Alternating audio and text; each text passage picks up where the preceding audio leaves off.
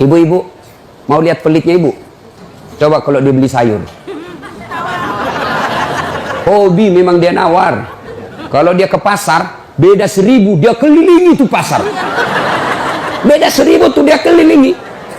Bu, halo ibu.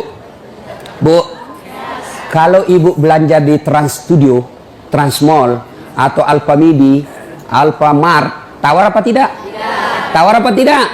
Coba kau tawar, dibilang ke orang gila. Lalu pedagang kasihan yang sesama kita pribumi, datang naik sepeda motor, kadang kala sepeda, dia datang, dia sudah panggil kita, ya Bu Haji, Bu Haji makin cantik aja, masih nawar. Apa namanya kalau bukan pelit? Sudah enaknya itu. Berapa mas? 10.000 Bu Haji. 11.000 ya. Mantap. Kalau kan ibu-ibu yang suka nawar, kalau bapak-bapak kan tidak suka nawar ya. Ini ibu-ibu tuh suka betul nawar. Bu, ibu mau ndak suaminya diambil orang? Mau? Silahkan pelit. Orang pelit itu tidak ada yang suka. Bahkan orang pelit sekalipun tidak suka sama orang pelit. Benar Pak. Begitu jeleknya itu sifat pelit, tidak ada yang suka. Coba saya tanya, bapak-bapak senang tetangga dermawan atau pelit?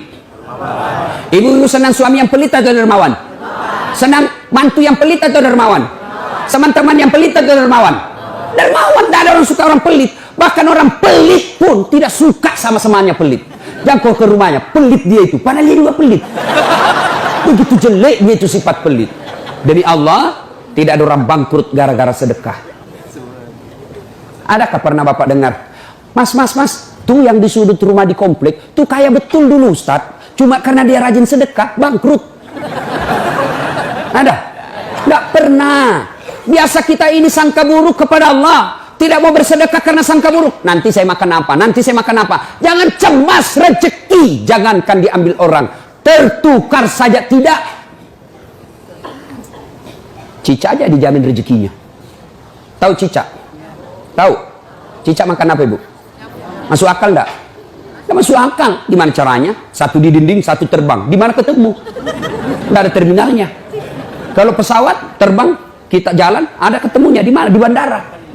Ini cicak satu terbang, satu di dinding. Di mana ketemunya? Tapi lagu kita waktu kecil kan, cicak-cicak di dinding, diam-diam merayap, datang seekor nyamuk. Nyamuk yang datang. Nyamuk yang datang. Allah jamin rezekinya. Lagu tidak bilang cicak lompat ke nyamuk. Setengah mati cicak, kasihan. Iya kan? Itu cicak, tidak sarjana, tidak punya kursus, tidak ada kaki, tidak ada otaknya, tidak cerdas, bisa hidup. Apalagi ibu, jangan pelit. Sedekah, Allah sudah jamin rezekimu. Bu, ada suaminya mulai selingkuh? Ada? Tidak usah curhat sama tetangga, apalagi curhat di Facebook. Tak kusangka kau begitu. Pret, beleng-beleng. Rahasia keluargamu kau ungkap di Facebook. Begitu mulai, bu, ciri-ciri laki-laki yang sudah mulai lain-lainnya. Kalau yang selama ini tidak pernah pakai sisir keluar, tiba-tiba rapi. Tidak pernah pakai parfum, tiba-tiba beli parfum malaikat subuh. Nah, yang tadinya keluar rumah tidak pernah pakai setrikaan, langsung rapi. Yang paling mencurigakan kalau dia terima SMS dalam kamar mandi. 70% wajib dicurigai. Nah, kalau sudah begitu ibu tidak usah curhat sama tetangga, lebih curhat kepada Allah. Bangun ibu sholat hajat, lakukan sampai 8 rakaat. Setiap 2 rakaat di sujud terakhirmu kau berdoa kepada Allah. Ya Allah, engkau yang membolak-balikkan rasa cinta dalam hati suamiku. Tidak mungkin aku bisa mengendalikan cintanya. Ya Allah, tidak mungkin aku jaga dia 24 jam. Engkau yang maha menjaga ya Allah. Ya Allah, pelihara suamiku dari godaan perempuan lain. Ini ada duit saya 500.000. Saya tolak bala besok ke panti asuhan. Mudah-mudahan 500.000 suamiku terhindar dari wanita jahat. Bismillah. Coba amalkan itu, Bu. Coba amalkan. Yang jadi masalah kalau suaminya juga sudah tahu rumusnya. Dia bangun juga sholat tahajud. Dia bangun pula sholat hajat. Istrinya sebelah, kamar sebelah, suaminya kamar sebelah. Ya Allah, capek sudah saya lihat istri saya, ya Allah. Ngamuk aja kerjanya, marah-marah aja, berat badannya juga makin tambah, ya Allah. Tak tahu dilihat dari mana dia seksi. Ya Allah, ini ada duit saya 500.000. Tolak bala ya Allah. Mudah-mudahan istriku ikhlas saya kawin lagi. Bingung malaikat yang mana? Jangan pelit. Demi Allah, tidak ada orang bangkrut gara-gara sedekah. Saya kasih contoh. Tanggal 4 kemarin, sehari sebelum lebaran. Ya, tanggal 3 malam.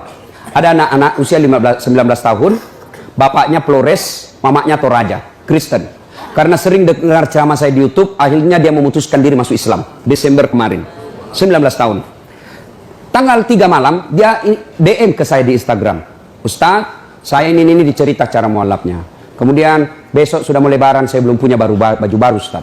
Saya lihat Ustaz ini bagus-bagus bajunya. Di mana belinya Ustaz? Saya bilang sebenarnya baju saya tidak dibeli, bikin sendiri. Tapi yang lebih sebenarnya lagi, bukan baju yang bagus, saya yang gagal. Ya, sudahlah. Saya butuh baju lebaran. Saya bilang, kau datanglah ke rumah saya. Saya sediakan, kau pilih bajuku yang kau suka. Dia pakai tongkat, turun dari taksi. Wih, kasihan saya. Kenapa kakimu, Dek? Ternyata diamputasi kakinya. Dia singgah sholat asar, ditabrak mobil. Saya bilang, berat betul hidupnya ini anak. Diusir dari orang tuanya, Pak. Diusir, sekarang tinggal di masjid. Tidak disetujui, hanya dia sendiri masuk Islam. Diusir.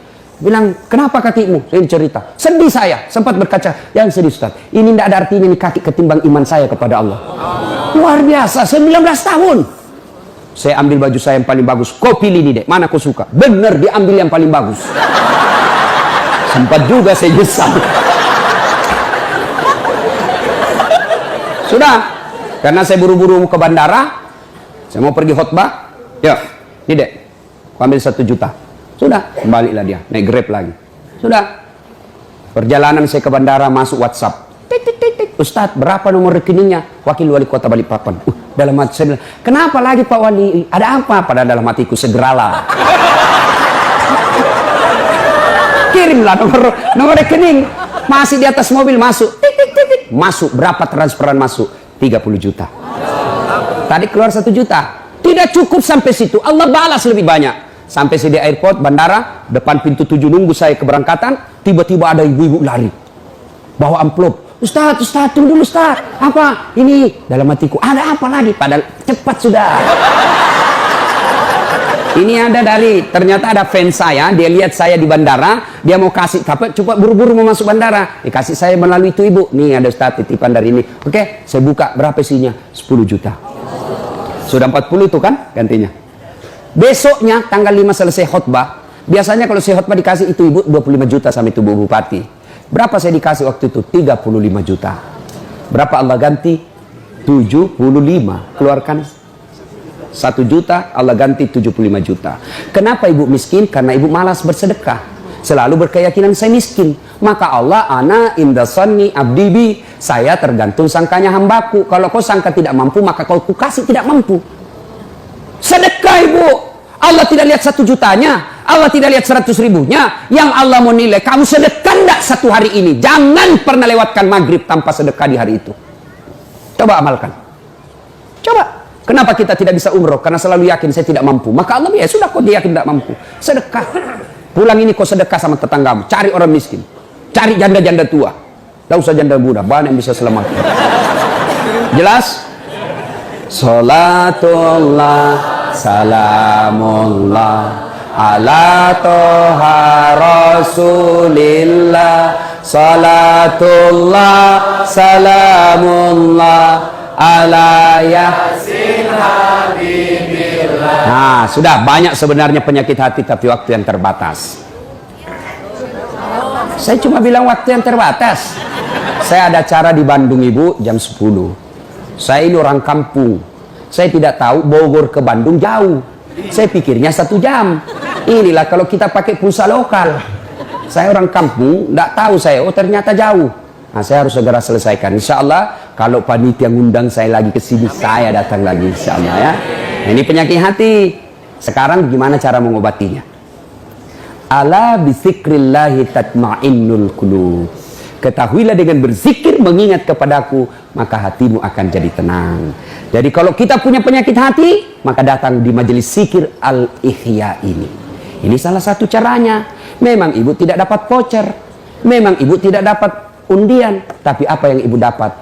Ilmu tapi ilmu tidaklah terlalu menolong ketika ilmu itu tidak diamalkan.